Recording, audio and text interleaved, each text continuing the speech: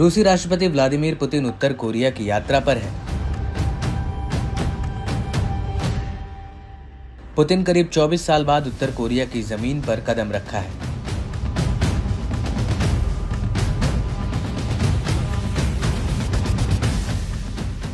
इससे पहले साल 2000 में पुतिन ने प्योंगयांग का दौरा किया था।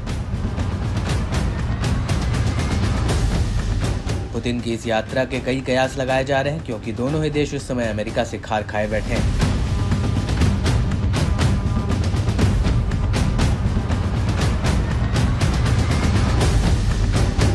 प्योंगयांग में शिखर सम्मेलन के लिए रवाना होने से पहले पुतिन ने उत्तर कोरिया का धन्यवाद किया। पुतिन ने यूक्रेन पर उनकी कार्रवाई का समर्थन करने के लिए किम जोंग उन को भी धन्यवाद किया। इस दौरान पुतिन ने कहा कि दोनों देश अमेरिका के नेतृत्व वाले प्रतिबंधों से निपटने के लिए मिलकर काम करेंगे।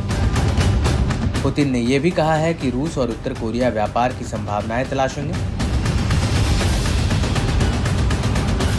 पुतिन ने कहा कि व्यापार पश्चिमी देशों के नियंत्रण में नहीं होगी।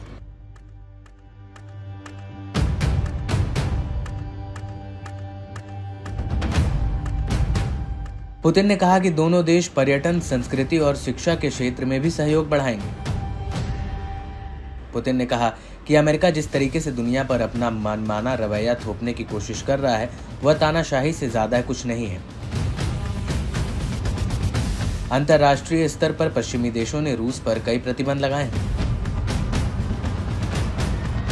ऐसे में उत्तर कोरिया हथियारों के मामले में पुतिन की बड़ी मदद कर सकता है। क्रेमलिन ने इस यात्रा को मैत्रीपूर्ण राजकीय यात्रा बताया है।